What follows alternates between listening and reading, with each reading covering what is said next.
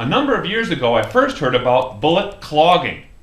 Then just a few years ago, Hornady released the critical duty flex lock bullet. The concept here is that this hollow point bullet has a flex tip design inserted into it, with the idea that that will minimize or eliminate bullet clogging. In all these cases, I really didn't pay too much attention to it. I thought that clogging bullets was pretty much a rare instance. Most recently, I tried another one of my handgun bullet torture tests, and this is the same setup that I used for a previous test when we did our 9mm versus 45 test. The idea is that the bullet penetrates this wall, standard drywall on both sides, simulating an interior wall, 2x4 studs here, 16-inch spacing, so it's normal rigidity, and I tested a number of bullets on this thing.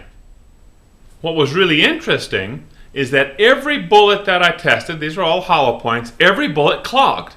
I pulled those bullets out of the sand medium that stopped everything, and every one of them clogged. I then used a little pick to remove all that stuff that was clogging the hollow point, and what I found out was that in every case, the papery stuff that covers the drywall was what was clogging those bullets, that and that sheetrock material itself. Now, did those bullets fail, or did they not fail? Now, if you say that a bullet has to mushroom, has to expand to be successful, well then, okay, those bullets failed. But if you really think about it, does that bullet need to expand to do its job? Now, if that's a personal defense or some sort of defensive bullet, it simply has to get into its target, incapacitate or destroy the target. You don't have to have a mushrooming bullet to do that. In fact, the military uses ball ammo, full metal jacket, round nose ammo in all of their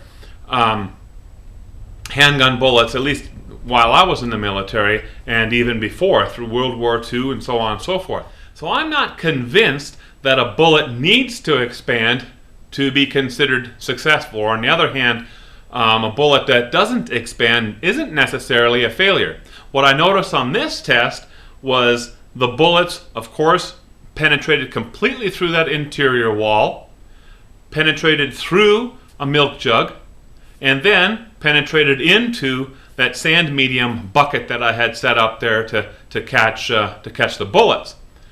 The flight path was nice and straight, and that's an important point to note. So a lesson learned here, clogging bullets is real, but it's not the end of the world if your bullet clogs.